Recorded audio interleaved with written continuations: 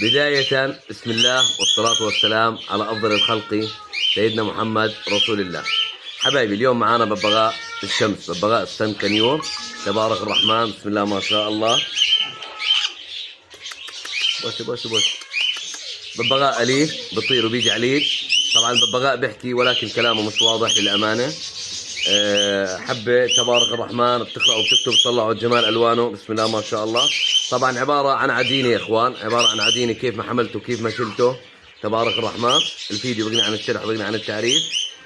حبايبي راح أحط لكم عنواني الآن ورقم تليفوني، تواصلوا معي.